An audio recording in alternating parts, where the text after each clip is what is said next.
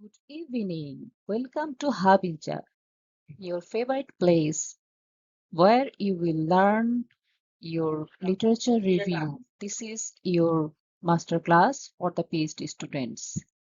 If you are watching this, you are somewhere in the middle of the hardest chapter of a PhD thesis, the literature review. Maybe you are starting at a blank document. Maybe you have 80 pages of notes and no idea how to turn them into a chapter. Or maybe, and this is the trickiest situation of all, you already have a literature review chapter, but 18 months later, your thesis has moved on and that chapter no longer fits the study you actually did.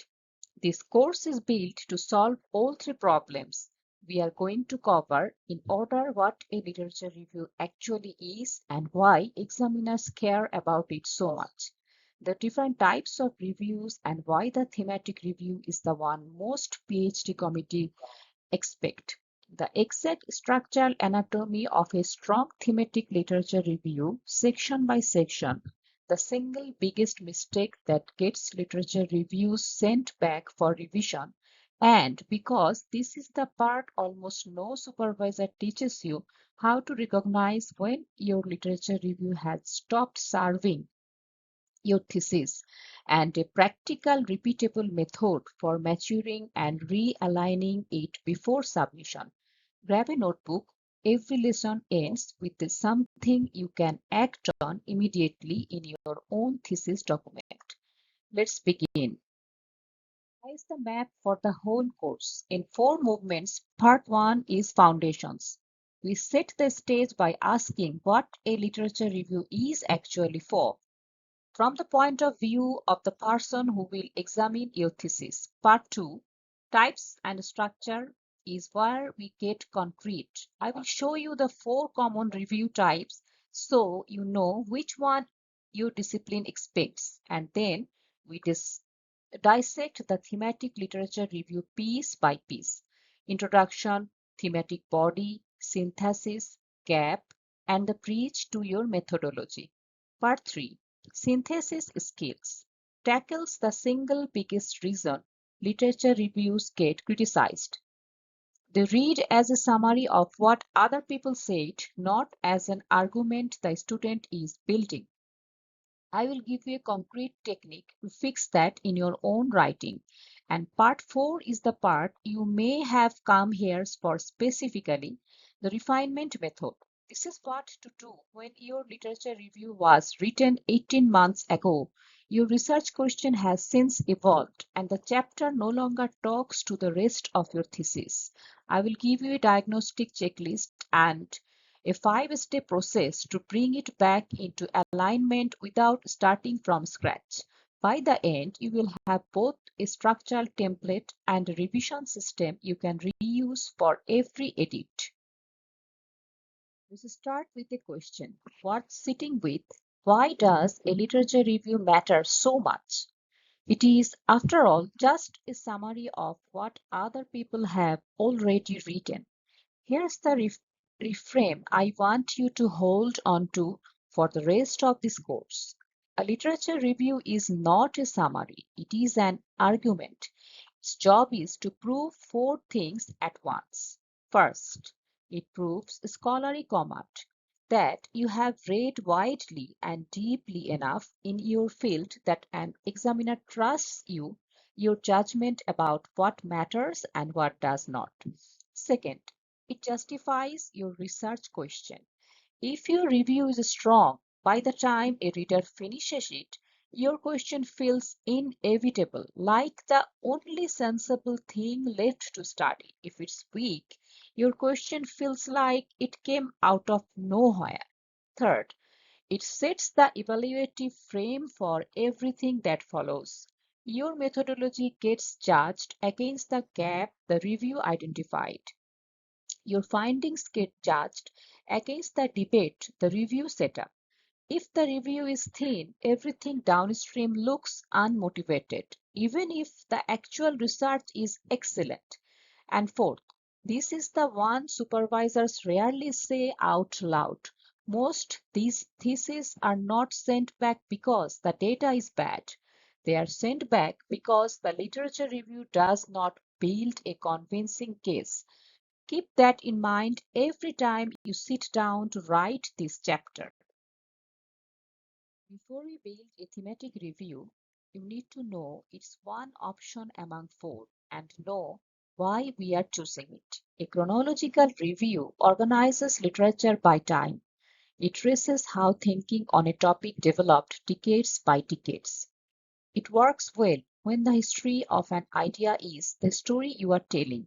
But on its own, it rarely satisfies a PhD committee because it tends to describe rather than urge. A methodological review organizes literature by research design, grouping studies by whether they used surveys, experiments, ethnography, and so on. This is the right choice when the methods themselves are contested in your field. For instance, if you are making a methodological contribution, a theoretical review organizes literature around competing theories or frameworks. Choose this when your contribution is fundamentally conceptual. You are intervening in a theoretical debate rather than an empirical one. And then there's the thematic review, organized around the recurring concepts, variables, and debates that cut across the literature, regardless of when a study was published or what method it used. This is the default expectation for the vast majority of PhD theses across almost every discipline because it is the structure best suited to building an argument rather than just reporting a timeline. It is also, frankly, the structure examiners are trained to look for. So that's what the rest of this course will teach you to build. Let's pin down a precise definition because vague understanding here is what produces vague chapters. A thematic literature review groups prior research by the ideas, variables, debates, or constructs it addresses, not by the author and not by publication date, so that the reader can see clearly where the field agrees, where it disagrees, and where it goes silent.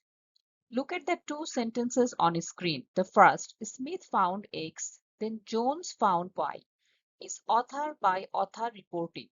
It's the single most common failure model I see in draft chapters, and it is not a thematic review even when it's organized under thematic headings, because the sentence level logic is still who said what rather than what does the field collectively know. The second sentence is what a thematic review actually sounds like. Findings on X are consistent across contexts, except where resource constraints intervene, and then the citation appear in brackets as evidence for a claim you are making. The claim comes first, the citation supports it. The ordering is the entire difference between a thematic review and an annotated bibliography. Look at the diagram on the right. This is the mental model to hold as your read for your review. Individual studies are satellites. The theme is the center of gravity. Your job is not to describe each satellite, it's to describe the gravitational field. Here is the full skeleton, all five movements at once. So you have the complete map before we zoom into each part in the next 5 lessons. Movement 1 is scope and rationale. You tell the reader the boundaries of what you reviewed, how you searched, and why these particular themes are the right lens for your topic. Movement 2 is the thematic body, the largest section structured as one subsection per theme, and within each theme, organized further by sub-debate, not by author. Movement 3 is cross-theme synthesis. This is the step almost everyone skips. It's where you step back from individual themes and show the reader how they interact. Does resolving theme 1 create tension with theme 2? This is where genuine intellectual sophistication shows. Movement 4 is the gap, the payoff of the entire chapter. This is where you state precisely what remains unknown, contested, or undertested in the literature you have just reviewed.